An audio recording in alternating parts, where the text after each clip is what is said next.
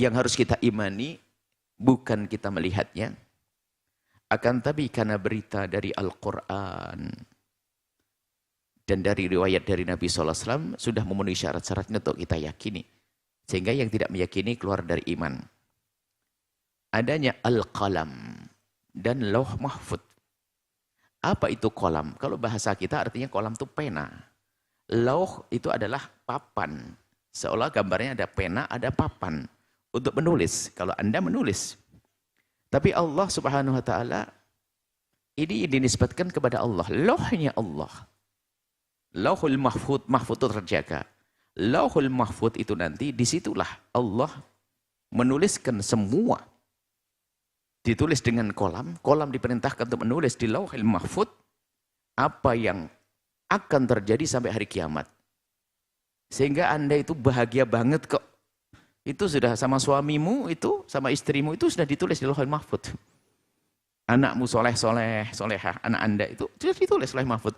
Biarpun anaknya masih bayi sekarang ya kan, baru lahir. Itu yang jadi orang besar itu sudah ditulis Lauhul Mahfud. Nah ini harus kita yakini adanya seperti itu. Tidak melihatnya, tapi diberitakan. Ada kolam.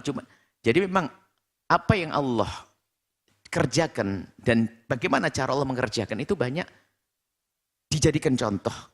Untuk pelajaran bagi kita. Allah bisa membuat langit sehari. Kun fayakun jadi. Tapi kenapa harus pakai berhari-hari? Kenapa kok harus ada malaikat pemikul aras, malaikat pencabut nyawa dan sebagainya? Ya kan? Itu pelajaran buat kita. Memang Allah Maha Kuasa untuk semuanya. Tapi kenapa Allah meminta menciptakan malaikat yang mencatat amal kita? Padahal Allah juga sudah tahu. Ini pelajaran bagi kita bahwa kalau kita ingin menyelesaikan satu program, kita perlu biar bedanya, kita perlu yang membantu kita. Cuman bedanya Allah tidak perlu yang membantu Allah. Tapi belajar namanya pelajaran, gambaran zahirnya, ada malaikat yang menjaga, ada malaikat ini. Ini bisa rapi seperti dalam dunia manajemen kehidupan. Ada pemimpinnya, asal itu ada sekretarisnya, ada ininya. Itu kan manusia. Justru harus kita hadirkan itu pelajaran dari Allah. Kemudian setelah itu laisa kamitslihi syai'un. Jangan disamakan Allah dengan makhluknya.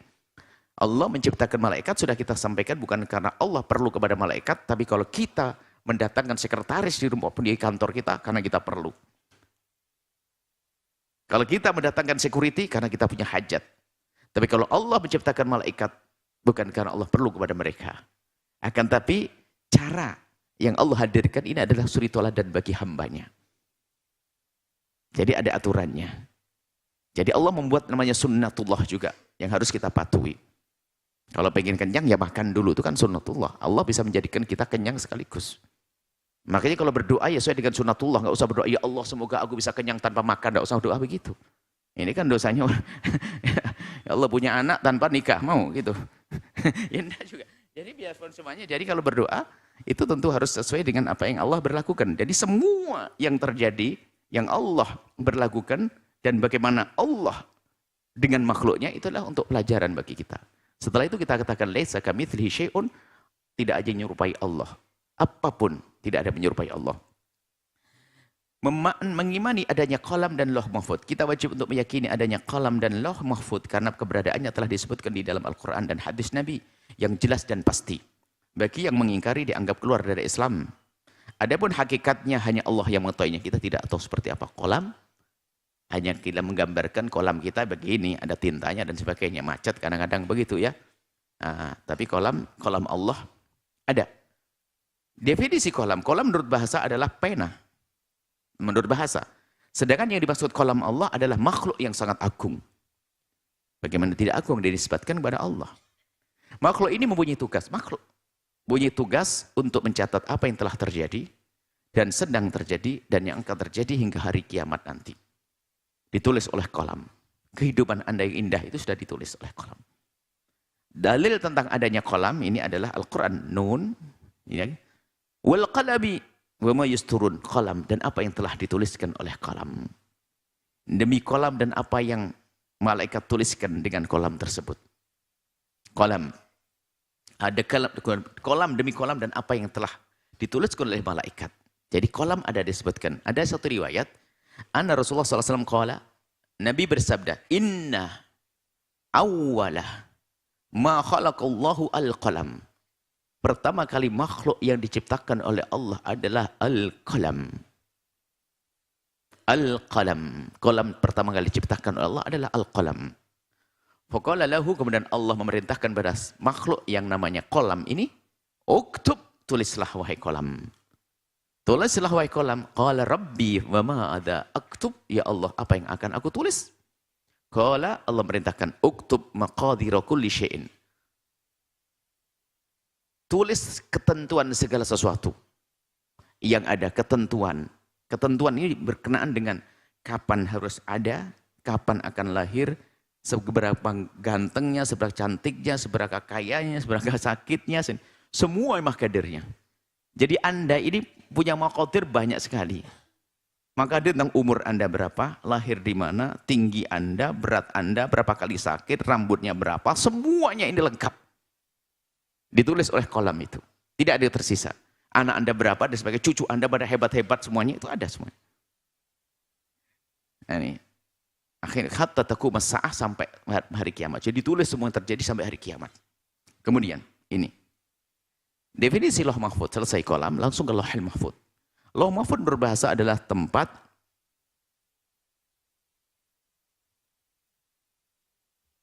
ada bahasa menurut ada suatu tempat untuk menulis. Kalau dalam bahasa kita, ada pulpen, ada tempat menulis loh. Papan untuk menulis loh.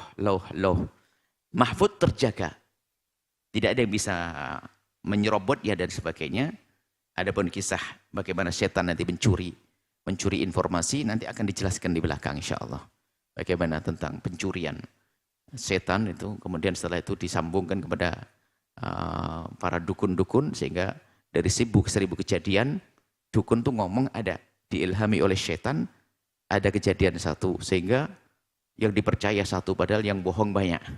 Nah, cuman gara-gara satu saja, kalau sudah ngomong yang dukun atau dukun berhayal, ngomong satu benar, dipikir benar semuanya, sehingga menjadi tumpuan untuk kepercayaan bahwasanya wah, meramal, mengatakan gunung yang meninggal karena ini, yang itu semuanya. Ini kisah itu. Kejadiannya sekali. Itu bisa jadi tadi intipan daripada syaitan. Sementara berita dari seorang tokoh, ulama, guru, 1000 masalah benar tidak pernah diikuti. Nah, ini biasanya orang salah pegangan. Makanya kalau Anda ingin mendengar, ya petuah hadis Nabi SAW yang jelas. Bukan berita yang lantur. Baik, lauh mahfud terjaga. Sedangkan yang dimaksud lauh mahfud yang harus kita yakini di sini adalah makhluk Allah yang sangat agung. Disitulah Al-Quran dituliskan. Kemudian diturunkan di malam Lailatul Qadar, langit pertama. Al-Quran di situ. Disebutkan dalil tentang adanya lauh mahfud, bal huwa Qur'an majid, Qur'anum majid, bah itu adalah Quran. Quran yang sangat mulia, sangat disanjung-sanjung. Fi lauhin mahfud, di lauh mahfud. Jadi Quran itu adalah dituliskan di lauh mahfud, kemudian setelah itu diturunkan ke sama'id dunya, kemudian diturunkan kepada baginda Nabi, diturunkan ke sama'id dunya, kemudian diturunkan ke langit dari lauhul mahfud, kemudian setelah itu diturunkan oleh malaikat Jibril, diambil sedikit demi sedikit kepada baginda Nabi Sallallahu Alaihi Wasallam hingga sampai tuntas diturunkan Al-Quran. Itu di lauh mahfud dulu. Kemudian begitu juga semua yang terjadi pada semua makhluk Allah telah tulis di lauh mahfud. Sebagaimana firman Allah, alam ta'lam anallah ya'lamu ma fis sama'i wal ard. Allah Maha tahu apa yang ada di langit dan di bumi. Inna dzalika fi kitab, itu sudah dituliskan dalam kitab. Kitab itu yang dimaksud lauhul mahfud. Inna dzalika 'alal yasir, enteng bagi Allah. Jangan mikir, wah banyak. Kalau kita kan perlu malaf. Malaf itu apa? Map yang banyak kita untuk menyimpan kalau kita. Kalau zaman modern dulu kita perlu penyimpanan. Allah sudah, jangan bertanya. Allah yang maha segalanya. Jadi disimpan, ada semuanya. Baik, konsep takdir dalam kolam dan lauhul mahfud. Antara takdir, kolam, lauhul mahfud. Sering bertanya. Kan sudah dituliskan. Dituliskan kejadiannya nanti. Pengetahuan Allah adalah amat luas dan tidak terbatas. Allah mengetahui semua yang terjadi. Yang telah terjadi. Dan semua yang akan terjadi. Tidak ada sesuatu apapun yang luput dari pengetahuan Allah. Semua yang berlaku di semesta telah termaktub di lauh mahfud. Semua yang terjadi sudah ditulis lauh mahfud. Itu harus kita imani. Tanpa harus bertanya, aku besok jadi apa? Enggak usah. Disembunyikan hari Anda. Itu kasih sayang Allah lah. Anda jangan, saya pengen tahu hari esok. Saya pengen tahu masa depan saya itu gimana. Enggak, jangan. Kalau Anda dikasih tahu, Anda pusing. Padahal masih lama. Anda dikasih tahu 10 tahun lagi meninggal. Sudah Anda hitung hari ini. Alhamdulillah mati kita enggak dikasih tahu oleh Allah. Ya, coba dikasih tahu, biarpun masih lama. Enggak enak. Anda 10 tahun lagi meninggal. Apalagi setelah menonton 9 tahun. Kayak kontrakan gitu.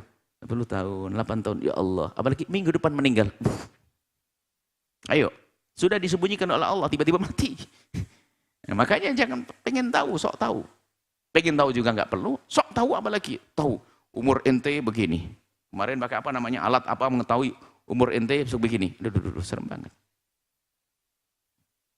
Kayak Namrud nanti, saya tahu umurmu besok meninggal. Gimana caranya? Penggal lehernya, Namrud kayaknya. Lucu itu. Semua yang berlaku di semesta telah termaktub. Jadi kolam dan Lauh Mahfuz adalah makhluk yang tunduk pada kuasa Allah. Dan bertugas menuliskan semua hal yang terjadi pada semua makhluk. Kalau kita menyaksikan kejadian besar saat ini, maka sesungguhnya kejadian tersebut telah tertulis di Lauh Mahfuz. Begitu semua kejadian yang telah dan akan terjadi.